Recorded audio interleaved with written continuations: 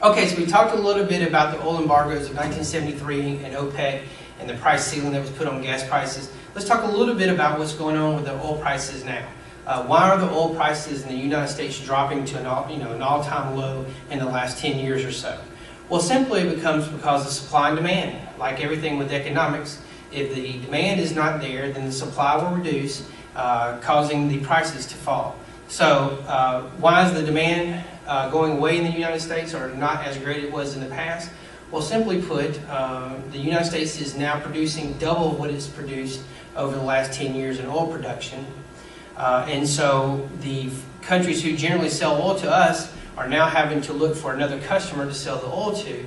And so when they do this, they go to other countries who may not have as much money or are willing to spend as much money as we are on gas, and so therefore they're having to drop the price to entice them to buy the gasoline, so which also or buy the oil, which also allows us to buy oil at a cheaper rate. What kind of effect is this happening? Well, more than 250,000 oil workers have lost their jobs. But the positive note of the oil prices dropping is it's cheaper to ship things, it's cheaper to build things, and it's cheaper to manufacture, and also which allows boost in the economy. So how long will our oil prices stay down? Well, some economists say that the oil boom and burst that we had over the last year will take $90 to $100 a barrel or even higher. It will take us years to recover that for it to get back that high. I'm not so sure about that. I do think that it will go through this summer and through this election year and a little bit into the next following year. But I do think that oil prices will start reaching back up. It's just something that's in such high demand and such limited natural resources overall.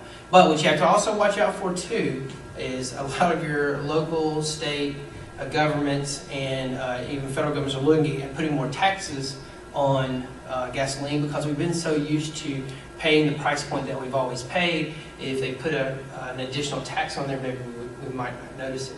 So anyways, just watch for the oil prices to eventually start creeping back up, but I do not think that it will be in the short run. So, all right, so now let's talk about how do taxes on the sellers affect the markets and its outcomes.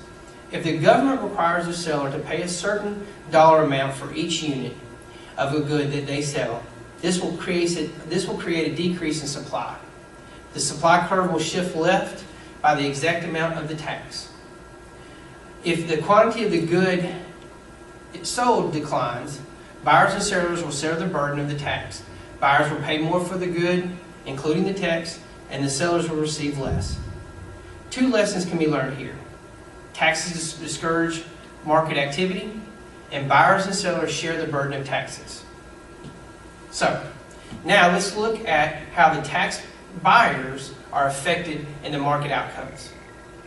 If the government requires the buyer to pay a certain dollar amount for each unit of good purchased, this will cause a decrease in demand. So eventually the quality of the good sold will decline. As we've talked about before, buyers and sellers and the market all share the burden of a tax being levied on a product or something being produced, or even services. Buyers pay more and sellers receive less. So eventually it ends up putting less money into the GDP and less money into the actual market.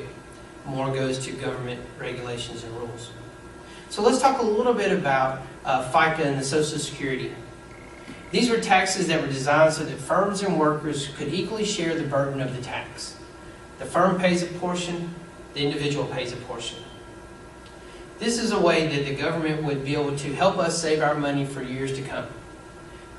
We need help from them, but this was the plan so that there would be support for people to have for years to come, and also with unemployment.